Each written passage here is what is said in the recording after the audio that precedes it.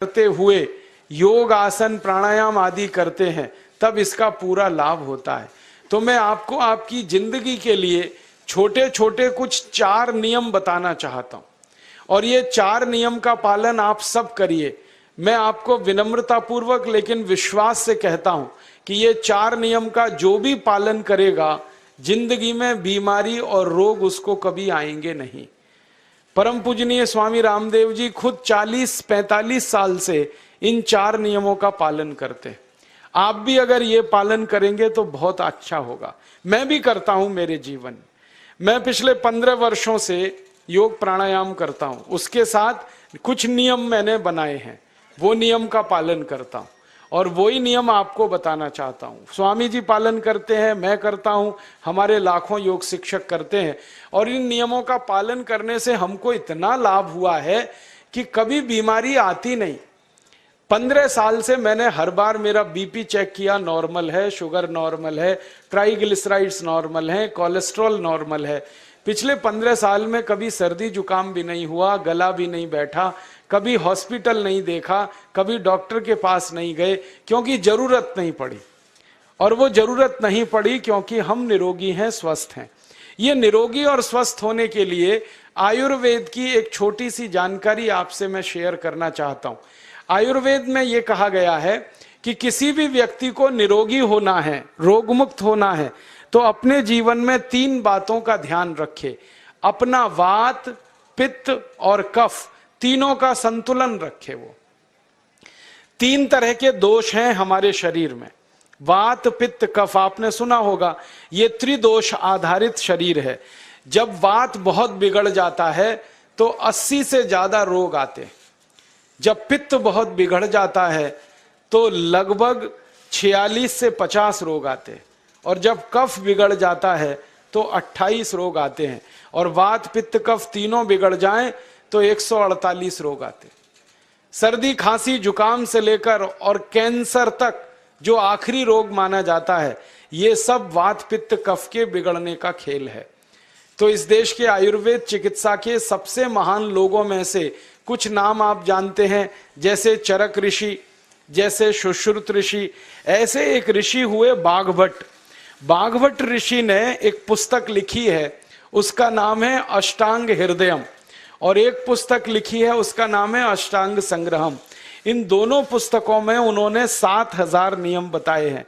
उनमें से 4 बताता हूं, अच्छे लगे तो आज से ही पालन करो और दूसरों को भी बताओ ताकि कोई भी इन नियमों का पालन करे तो बीमार ही ना पड़े। ये चारों नियम हैं वात, पित्त और कफ को संतुलित रखने के लिए। अब वात, पित्त, कफ तीनों एक साथ आपके संतुलित रहें तो उसके लिए पहला नियम है खाना खाने के तुरंत बाद पानी नहीं पीना। ये पहला नियम है। आप बोलेंगे ये तो बड़ी मुश्किल बात है, खाना खाते ही पानी पीते हैं हम तो सबके सब, और बिना पानी पिए खाना ही नहीं खाते। कई लोग तो खाने से ज्यादा पानी पीते हैं, खाना कम खाते हैं, पानी ज्यादा पीते हैं। ये खाना खाने के बाद पानी कभी भी नहीं पीना, क्योंकि महर्षि बाघभट्ट कहते हैं भोजनांते विषम वारी, माने भोजन के अंत में पानी पियो तो जहर के पीने के जैसा है। इसलिए वो कहते हैं कभी भी खाने के तुरंत बाद पानी मत पियो। अब आप मुझे पूछोगे क्यों नहीं पिए, कारण बता दो। कारण मैं बताना चाहता हूं सरल भाषा में। हम जब खाना खाते हैं ना तो पेट में सारा खाना इकट्ठा होता है। पेट में एक स्थान होता है, उसको हम कहते हैं जठर। संस्कृत में, हिंदी में जठर कहते हैं, अंग्रेजी में उसको एपिगैस्ट्रियम कहते हैं, हिंदी में कुछ लोग उसको आमाशय भी कहते हैं। ये जठर छोटा सा स्थान है। आपके पेट में नाभि है ना, उसके लेफ्ट साइड में बाईं तरफ छोटा सा स्थान है। सारा खाना आपका इसी स्थान पर आता है। जो भी आप खाते हो, रोटी, चावल, दाल, सब्जी, दूध, दही, कुछ भी खाओ, सब कुछ जठर में आता है। अब जठर में जैसे ही खाना इकट्ठा होता है तो उसमें आग जलती और उस आग को कहते हैं जठर अग्नि। मिला के बोल देते हैं जठराग्नि। आप जैसे ही खाना खाते हो पेट में, जठर में अग्नि जलती है, वो अग्नि खाने को पचाती है और अग्नि खाने को ऐसे ही पचाती है जैसे रसोई घर की अग्नि खाने को पकाती है। आपके रसोई घर में आप अग्नि जलाओ, उसके ऊपर दूध रख दो, दूध में थोड़ा चावल डाल दो, अग्नि जब तक जलती रहेगी खीर तब तक बनती रहेगी। आप घर में अग्नि जलाओ, उसके ऊपर पानी रख दो, उसमें दाल डाल दो, दाल की पकने की क्रिया तब तक चलेगी जब तक अग्नि जलेगी। ऐसे ही पेट में होता है, जैसे ही आपने खाना खाया पेट में अग्नि जलती है, और जब तक अग्नि जलती है तो खाने के पचने की क्रिया चलती है। जैसे रसोई घर में खाना पकाते हैं वैसे ही पेट में भी खाना पकता है, इसी को हम पचने की क्रिया कहते हैं, अंग्रेजी में उसको डाइजेशन कह देते हैं। तो आपने खाना खाया, पेट में अग्नि जल गई, अब वो खाने को हजम करेगी, पचाएगी। अब मुझे एक प्रश्न का उत्तर दो आप, कि जैसे ही आपने खाना खाया पेट में अग्नि जल गई और वो खाने को पचा रही है, तुरंत आपने गट गट गट गट पानी पी लिया और खूब ठंडा पानी पी लिया, बर्फ मिलाया हुआ पानी पी लिया, फ्रिज का पानी पी लिया। क्या होने वाला है? अग्नि जलेगी कि बुझेगी? अग्नि के ऊपर पानी डालो तो अग्नि और पानी की दोस्ती नहीं है, दुश्मनी है। पानी अग्नि को बुझा देता है।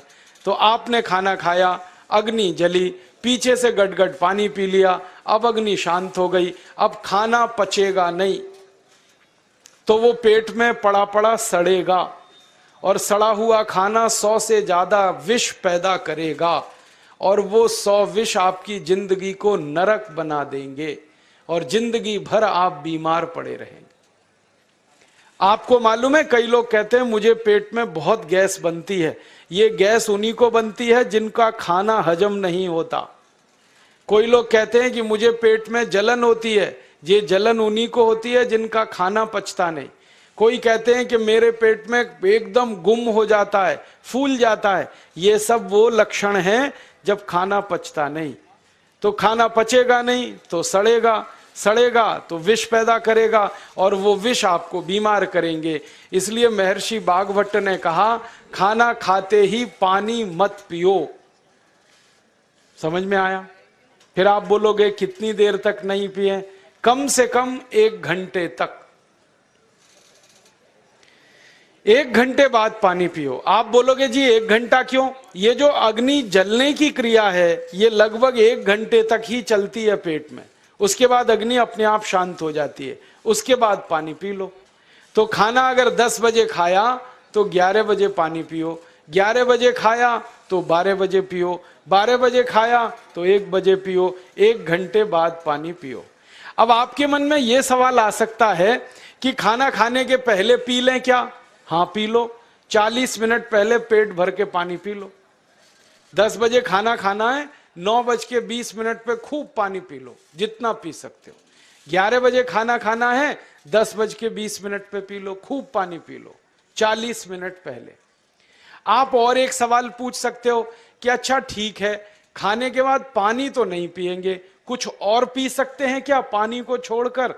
तो उसके लिए भागवत जी कहते हैं कि खाने के तुरंत बाद अगर पीना है तो दही की लस्सी पियो, मट्ठा। खाने के बाद अगर तुरंत पीना है तो फलों का रस पियो, गन्ने का रस पी लो, संतरे का रस पी लो, मौसमी का रस पी लो, अनार का रस पी लो। अब आप कहोगे ये सब महंगी महंगी चीजें बता रहे हैं, गन्ने का रस, संतरे का रस, अनार का रस, पैसे तो है नहीं। तो सबसे सस्ता रस है नींबू का ही रस पी लो, शिकंजी बना के पी लो, वो तो सबसे सस्ता है।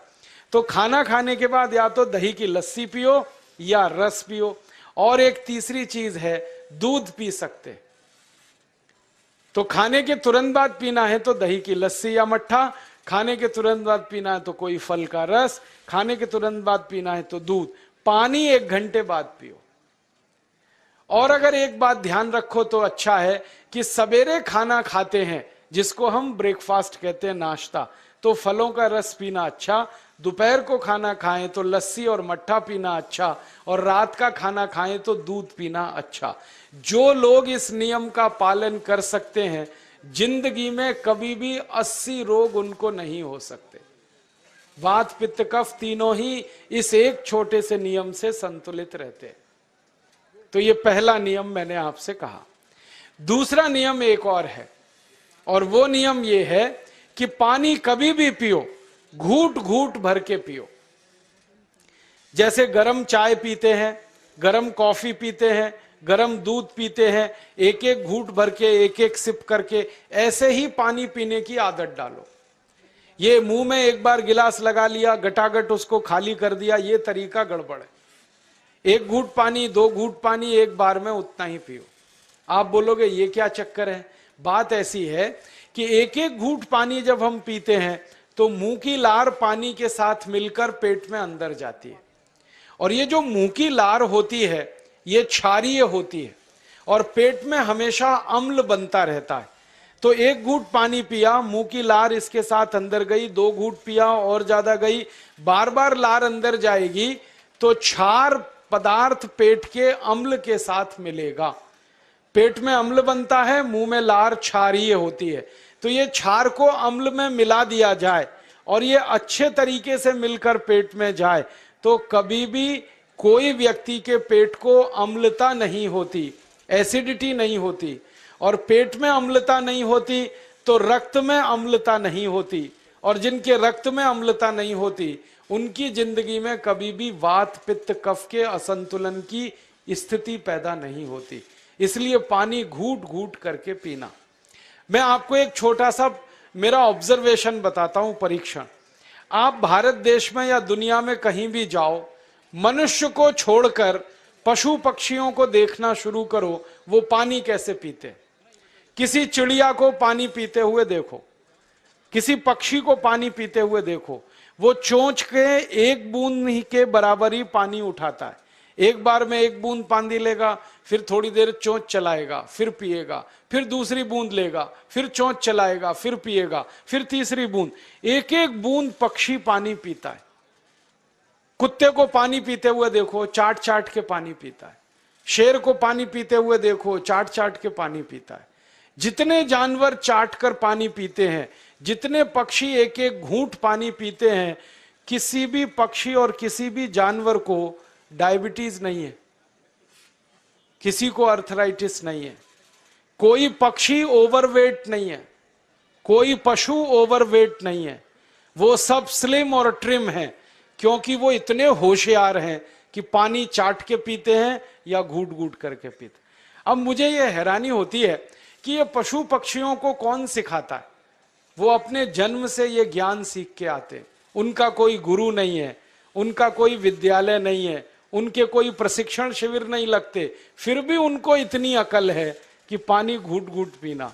और हम ये मनुष्य जिनके इतने गुरु, इतने विद्यालय, इतने कॉलेज, सीखने वाले, सिखाने वाले, और हम मूर्खों के मूर्ख गटागट गटागट पानी पीते रहते। तो पानी पीने का तरीका बदल दो, घूट घूट भर के पानी पियो। ये दूसरा नियम है। तीसरा नियम है कि जिंदगी में कितनी भी प्यास लगे, ठंडा पानी कभी मत पियो। बर्फ डाला हुआ पानी, फ्रिज में रखा हुआ पानी, वाटर कूलर का पानी जिसका तापमान बहुत कम है, ये कभी मत पीना। क्यों? क्योंकि शरीर आपका गर्म है और पानी ठंडा है। अब होता क्या है वो मैं समझाता हूं सरल भाषा में। पेट तो गर्म है, अब इसमें ठंडा पानी डाल दिया आपने तो अंदर झगड़ा होता है। और झगड़ा क्या होता है? या तो पानी पेट को ठंडा करेगा या पेट पानी को गर्म करेगा। अगर पानी ने पेट को ठंडा कर दिया तो पेट के ठंडा होते ही हृदय ठंडा होता है, हृदय के ठंडा होते ही मस्तिष्क ठंडा होता है, मस्तिष्क के ठंडा होते ही आदमी ठंडा होता है, और आदमी ठंडा होते ही राम नाम सत्य होती है। आपको मालूम है जब शरीर ठंडा पड़ जाता है तो घर में भी नहीं रखते, निकाल के बाहर सड़क पे रख देते।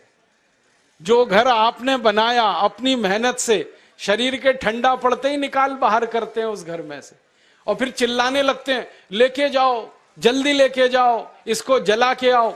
माने ठंडे शरीर की इज्जत नहीं है। तो ठंडा पानी क्यों पी रहे हो भाई? बंद कर दो। कोई जानवर ठंडा पानी नहीं पीता, कोई पक्षी नहीं पीता।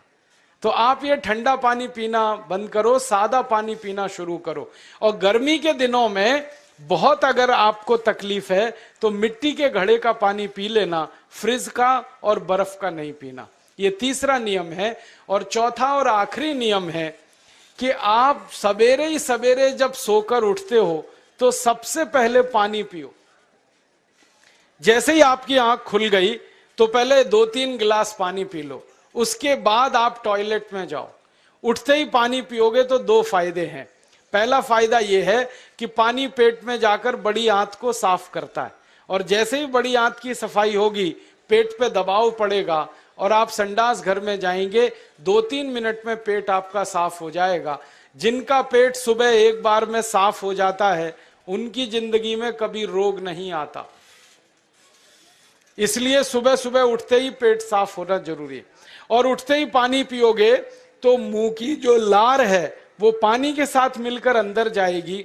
सुबह पेट में एसिड की मात्रा ज्यादा होती है, इसलिए लार का पेट में जाना बहुत जरूरी है। इसलिए सुबह उठते ही पानी पीना बहुत जरूरी है।